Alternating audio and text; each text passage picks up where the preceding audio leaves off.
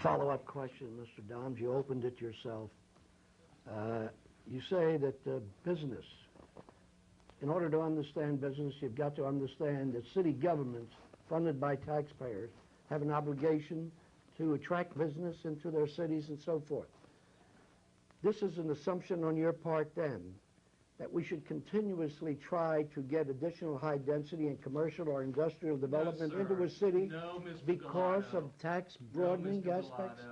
You know that's not true. Well, what are you saying then? I don't understand. Mr. Galata, you just twisted very, very cunningly what I just said. That was a follow-up question. But let me just add, in terms of bringing business here to Bowie. As I gave the Washington Post an interview yesterday, and I pointed out that Bowie sits on one of the most choicest pieces of real estate, not only in Maryland, but on the East Coast. Hold on to your Levitt houses here in Bowie. If you think they were a good deal 20 years ago and 30 years ago, they're going to be a great deal in the year 2000. Can I move in on this one? I just wanted one more. So you are then confirming what I said. Mr. Galata, you've twisted what I said. The city of Bowie needs a marketing representative to go out to the corporations of America to bring a tax base, a commercial tax base. Okay, that's what I wanted you to say. The burden of the tax burden of the Lowe Moore administration has been on the residential tax base. That's a fact. It's been, well, Newark and Baltimore and Detroit also had that same idea. That's a cheap shot. I'd like to take the question because I want to take the other side of the coin. Everyone here is promoting business. I'm not sure that that's really in Bowie's interest, and I'd like to comment, I'd like Mr. Violante to comment, because the other night at the chamber debate he said the reason he moved to Bowie was that it was a bedroom community, and that it was a safe place, and his nice streets where his kids could play and go to school.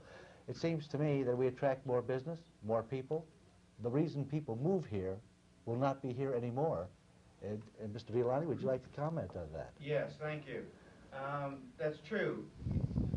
Bowie has an ideal situation. It is a suburban bedroom community. The people I've talked to and I've gone out knocking on doors like that community.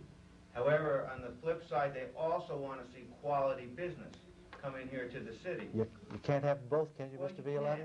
We do have vacant space available. We can draw quality business into the city as long as you keep the integrity of each community. In other words, you don't put in 6-lane highways that divide the city up. You keep the businesses on the outskirts of the community. You keep the roads somewhat in the same condition they are now, maybe, improve them, a little bit more, but you don't create highways through the city. But I think you can have a mixture of the two. Mr. Oliver, would you like to comment on that? Saying to that, because you said to Mr. Violante, you can't have both quality business and what he wants also. But I kind of feel like that's wrong. Actually, I think business and economic development's been put in a negative light that's not justified. The City Council has done a good job in growth control, quality development, but at the expense of all of that attention that's been done over the years, some of the other issues may have been ignored or neglected.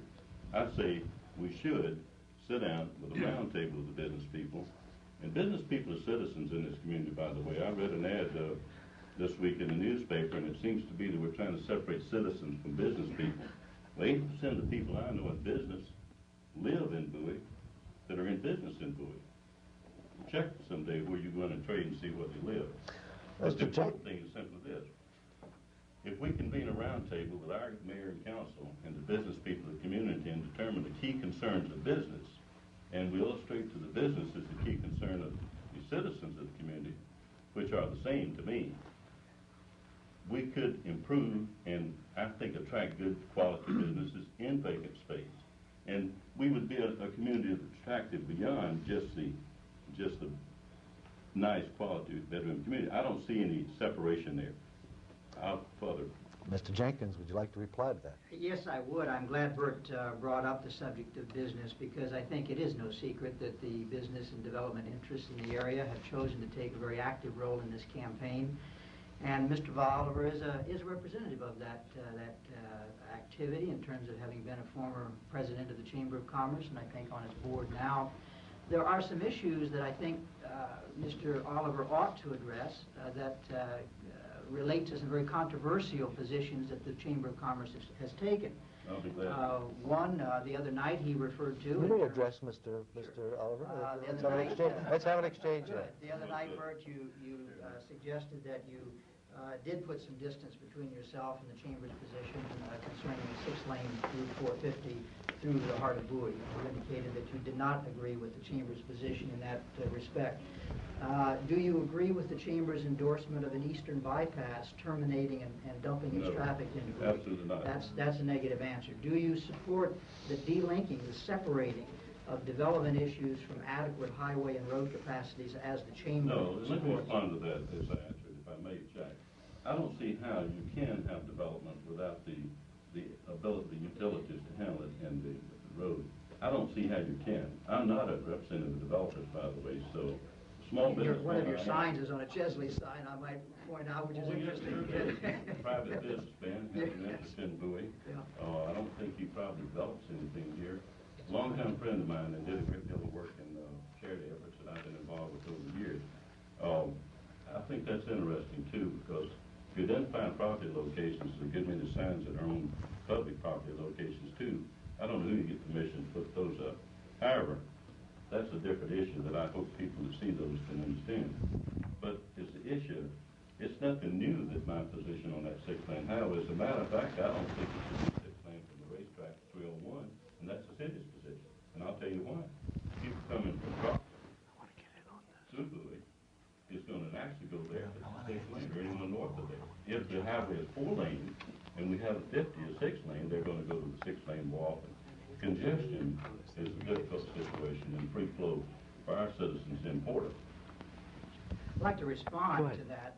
The city's position, Mr. Oliver, on Route 450 was that it would be 4 lanes from Route 197 to Route 3. It's the state highway's position that it would be 6 lanes from Racetrack Road to Route 3. So let's just be clear on that. Now, you indicated that the business and the private community has common interests.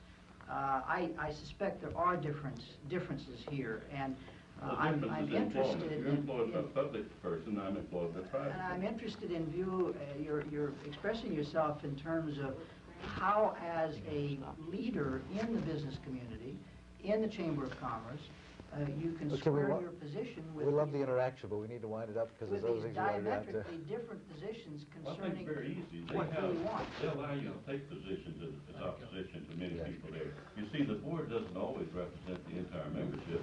They Well, think they do. the chamber is not the issue here. I'd like to address... I'm going to drop that subject just a little bit. Perhaps we can come back to it. But there is one issue, I think, that's been unsaid and I think needs to be addressed here, that it has been determined, and it's been said, rumored, and I'm not sure that it's been in public, that the city council is anti-business. And I'd like to deal with that. What is pro-business? What should the city council do as pro-business? And what are the arguments to substantiate the fact that the city council is anti-business? Mr. Robinson.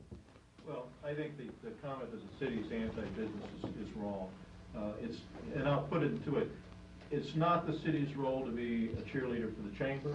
It's not the city's role to be a cheerleader for developers, for road builders, or anything else. I personally believe that the residential community and the business community have to coexist together. The role of the city is not to keep them apart forever and to prevent them from growing. The role of the city is to show that the growth of both complements each other. You need business so the residential community can survive for commerce and for jobs, and the business community needs the residential community for clients and customers. If one gets out of balance, then they both lose. Mr. Dahms, try to address the pro-business, anti-business issue.